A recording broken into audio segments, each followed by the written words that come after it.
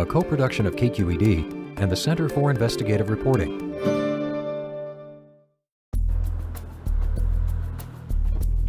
Officer Rob Halverson of the Chula Vista Police Department is testing a technology that could change how police fight crime. He's on a call to verify the identity of a woman just arrested for possession of narcotics. He doesn't need to ask her name or check her ID. He just takes her picture. Just look here, please. His tablet uses facial recognition software to find the suspect's mugshot and criminal history. You can lie about your name, you can lie about your date of birth, you can lie about your address, but tattoos, birthmarks, scars don't lie. Police have access to more data than ever before, raising questions about how that information is used and stored. The tablet is part of a pilot program in San Diego County. It's been very helpful, and some people just have to have the threat of, okay, you don't want to tell us who you are, we're just going to take a photo of you and we're going to be able to compare. And then when people kind of realize the technology we now have, they're more likely to tell us their real name in that. More and more, police are using biometrics, biological markers from face scans and palm prints, in addition to fingerprints to identify suspects. Fingerprints themselves have been revolutionized. Now they're taken on a mobile scanner. They're sent thousands of miles away to this highly secure FBI complex in West Virginia. This is next generation identification. These servers are the heart of the FBI's Next Generation Identification Program, or NGI. Officially launching this summer, the billion-dollar program will add facial scans and other biometrics to the existing trove of 137 million fingerprints. These computers analyze each fingerprint and photo that officers send. It comes to these servers, and these servers actually do the searches, all 137 million of them. And then if they get a hit, they go down and pick some information out of the storage to send the criminal history back to the querying officer. This data center runs up to 160,000 searches a day. It's a big one. You can picture it as being a football field on top of another football field. The FBI has been collecting fingerprints since the early 1900s. Prints were originally checked by hand, and it could take months to find a match. Now computers do the same work in minutes. But until recently, the FBI had no easy way to search palm prints and mugshots taken at the time of arrest. That frustrated agents like Jeremy Wiltz, the acting assistant director of Criminal Justice Information Services. We could do very little with the mugshots that we had. If we were collecting palm prints, we could do very little with those. We had nothing that really searched those. So for unsolved crimes, you would struggle to be able to search that stuff. So insert NGI. Any local law enforcement officer connected to NGI can submit an image and get a list of faces with matching features. So these would be the candidates that would come back. The FBI is also adding iris scans to the database because each person's eye contains a unique pattern that's easy to capture.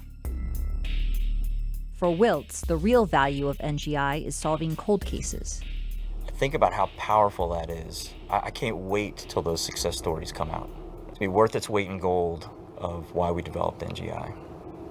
The biggest concern and what people need to know about next generation identification is that anybody could end up being in that database. Jennifer Lynch is a lawyer with the Electronic Frontier Foundation, which is suing the FBI to find out exactly what data the agency is collecting. The way that NGI is set up, the FBI has said, is that they're just including mugshots. But that is really just a policy that the FBI has taken. There's no law that says that they have to limit the inclusion of images to mugshots. The FBI acknowledges that its facial recognition system sometimes flags the wrong people. 15% of the time, the suspect won't be among the top 50 hits. Those people whose face images come up suddenly have to prove their innocence rather than the government having to prove their guilt. And that's completely different, again, from how our democracy has been set up. Privacy advocates worry that a growing web of traffic monitors, license plate readers, and networked security cameras will soon allow police to track our every move, all without a warrant. The legal issues over how these new technologies are used and who has access to all of this information are far from settled. In California, one of 10 states that guarantees a right to privacy, the new tools pose a challenge: where to draw the line between safer streets and spying. At a high-tech nerve center in Los Angeles, police grapple with this question every day. About 1,000 cameras in the city are fed and monitored here, mostly for investigative purposes. Captain John Romero commands the Real-Time Analysis and Critical Response Division, which tracks crimes across the city with an up-to-the-minute map of every incident that's reported. A small picture of a bomb would be a bomb call. The masks are robbery calls. The fists are assault crimes. Romero says new technologies allow the department to do predictive policing, determining when and where crimes are more likely to occur. As part of a new initiative, police also monitor private cameras near the Hollywood sign and warn off interlopers through a speaker. They are trespassers at this point. Romero believes that while the public may be uneasy about being watched, they'll soon see the benefits. In early America, when we started putting up streetlights, people thought that this is the government trying to see what we're doing at night to spy on us. And so over time, things shifted. And now, if you tried to take down streetlights in Los Angeles or Boston or anywhere else, people would say, no, it's a public safety. You're hurting our public safety just so you can save money on lighting. I think that cameras will eventually get there, where cameras will not be a problem in the future. Across town, Sergeant Doug Ikitani of the LA County Sheriff's Department recently supervised an experiment involving cameras on a whole new level. He gave the Center for Investigative Reporting an exclusive account of the test. This system was kind of kept confidential from everybody in the public. A lot of people do have a problem with the, eye in the sky, the big brother. So in order to mitigate any of those kind of complaints, we basically kept it pretty hush-hush. The array of cameras on this aircraft records high-resolution images of a 25-square-mile area for up to 6 hours. It can track every person and vehicle on the ground, beaming back the pictures in real time. It's citywide surveillance on an unprecedented scale. What we essentially do is a live version of Google Earth, only with a full TiVo capability. It allows us to rewind time and go back and see events that we didn't know occurred at the time they occurred. How are you doing? Ross McNutt is the president of Persistent Surveillance Systems in Dayton, Ohio, one of the few companies in the U.S. that does wide area surveillance. It's a little easier to follow, isn't it? McNutt developed a similar system in the Air Force that was used in Iraq and Afghanistan. It was at the height of the IED problem, and our objective was to be able to follow the bombers from where the bomb went off back to the house that they were building the bombs and be able to use that.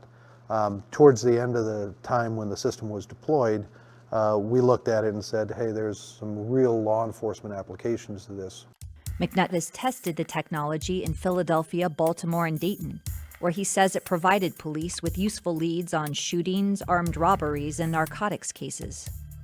The LA County Sheriff's Department tested wide area surveillance in 2012 over Compton, a compact city with a high crime rate.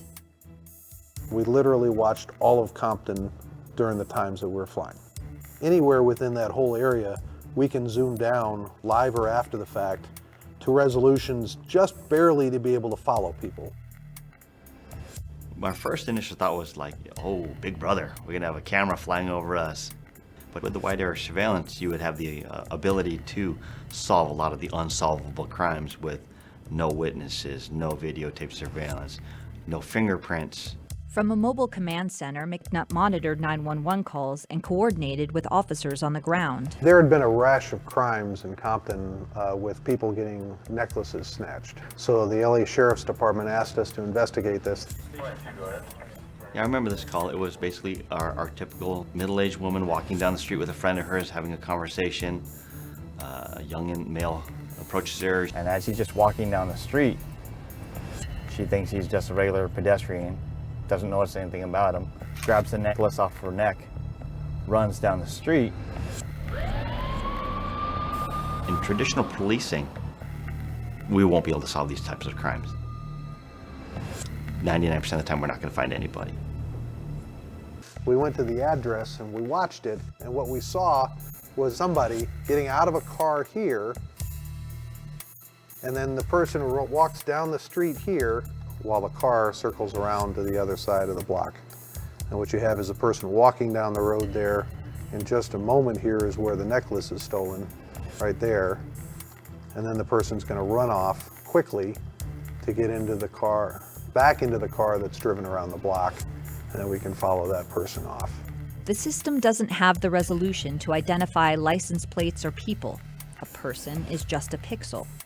Analysts track the car and rely on cameras at traffic lights or gas stations to capture a close-up image.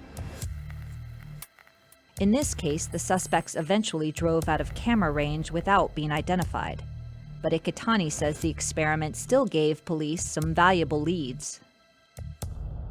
Now we know that their car was involved. So that way our deputies can start monitoring those streets. Maybe they will see that car driving by with the two bad guys in there, and maybe we can stop them and arrest them. So far, no police department has purchased the system. Ikitani says it can't provide the kind of detailed images that would hold up in court. It was a great experiment, but in the end, the resolution just wasn't enough for us to use it here on a day-to-day basis. McNutt believes that persistent surveillance could lead to a lasting drop in crime, but acknowledges privacy concerns. What happens when the technology improves? Is the future a permanent record of our every move? There is a trade-off between security and some aspects of privacy. By the fact that we're actually able to provide useful information against multiple crimes per mission and contribute to solving everything from murders to, in the case you saw, a necklace snatch, that allows us to provide more security with less loss of privacy than any of the other options that are out there. For now, deputies are back to patrolling the streets of Compton from the ground. But they say that if the technology improves, they'll take another look at wide area surveillance. I'm sure the people, once they find out that this experiment went on, they might be, a little upset. But knowing that we can't see into their bedroom windows, we can't see into their pools, we can't see into their showers, I'm sure they'll be okay with it. With the amount of technology out in today's age, with cameras on ATMs at every 7-Eleven, every supermarket, pretty much every light pole, all the license plate cameras, the red light cameras, people have just got used to being watched for the most part.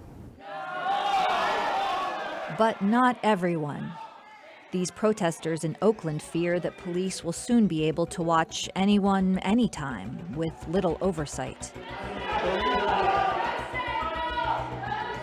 For months, they fought a plan to create what they called a citywide surveillance system, an extensive network of live camera and data feeds.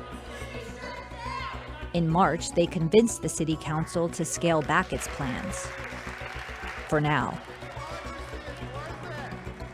But as police experiment with ever more sophisticated technologies, the debate will continue on the balance between security and privacy and where to draw that line.